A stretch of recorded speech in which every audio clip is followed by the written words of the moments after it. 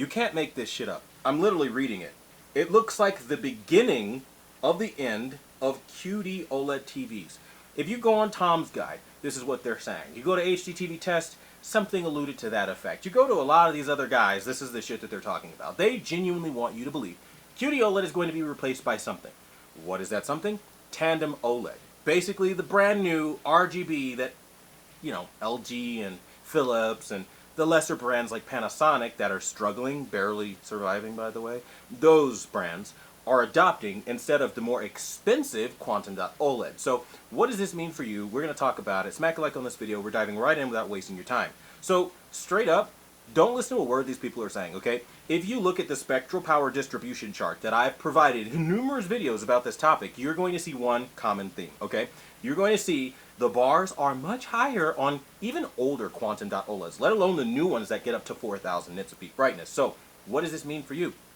Tandem won't come even close. I've said this, and I'll say it again. It won't come close to the saturation and the color brightness that we have on a true RGB OLED with quantum dots. Now, the part that makes it a true RGB OLED is the quantum dots. They're trying to get around this by using still the old subpixel structure called WOLED, which if you know anything about technology and TV technology, you know the brighter you get that white subpixel on OLED, the worse the colors are going to be. We saw this last year with the LG G4 with my reviews. If you haven't seen them, go on the playlist and watch that. And literally watch it. You'll see the degradation and how it can't even keep up with the LG C1, especially in game mode.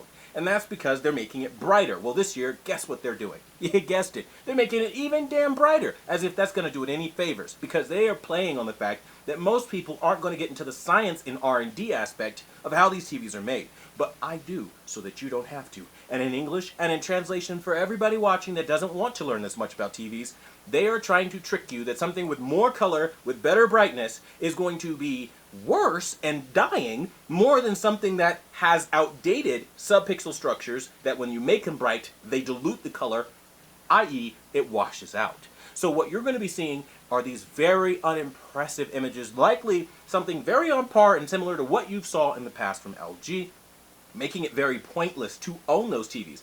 You'll see an uptick here and there, and you can already see it. If you go on LG's video, I've done this. They show a video of a side-by-side comparison with what they did last year to what they did this year. It didn't look very different at all. And when I get it in and I start showing these things, I guarantee you I'm going to hear, oh, you're just bought and paid by Samsung. Every year there's a cop-out. But what I want to point your attention to is the science aspect. You cannot take something that cannot inherently be brightened without losing color and make it brighter and not lose that color. Let's just start there. And if you do that, you're going to wind up with the worst television in the end, the brighter you make it. Because it's not going to get as colorful as something that can retain color regardless of how bright you make it. That's what Quantum.OLED is. Tom's Guide believes that it's the end of OLED, and they say it's perfectly fine for them. To which I say they're fucking stupid, because why would you be okay with cutting-edge technology that is clearly viable going away? Nothing on the consumer market today can replace it. Name one thing. Tandem OLED is already a WRGB subpixel structure. The regular OLED doesn't even have the RGB tandem stack that they're using to try to get more brightness and a little bit of extra color, okay? So that's hella outdated. Then, now you're really fucked, okay? Because what do you have? QLEDs? QLEDs don't even come close to the pixel level illumination. You have IPS screens. Good luck there. We all know they have the worst blacks in the business. Then you have mini LEDs. What are you going to do? What really are you going to do? There isn't a prayer right now for any technology. Yes, QDEL is one of those technologies that is so prototyped at this point that maybe you'll see it in 2028, 2030, okay? And then what? Micro LEDs? We've been talking about that for literally over a decade now, and we are no closer to a consumer level product. It just isn't happening.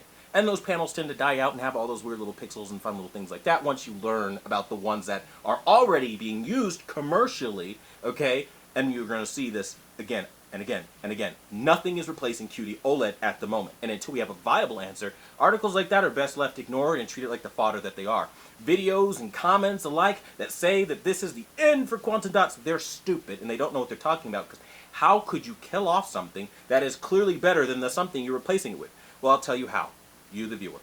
You, the customer. The only way it will happen and they'll successfully do it is if you buy into that and you let them roll out those downgraded products. Don't say a word about it. Pay with your dollars and speak with your wallet. Then they'll give you a downgrade, and guess what? They are not going to take that price away. It'll still be just as expensive as the Quantum.OLEDs, and it's going to be worse. So if that's the life you want to lead, live because it's cheaper for them to manufacture, then go right ahead. But I, for one, am speaking up on this issue because I think there are many of us out there that have no patience for this type of shit, and we are calling the bullshit that it is. Let me know if I'm crazy in the comments down below, and as always, I want to thank you guys for watching the #1 brand in honesty. Until the next video, I'll see you guys later.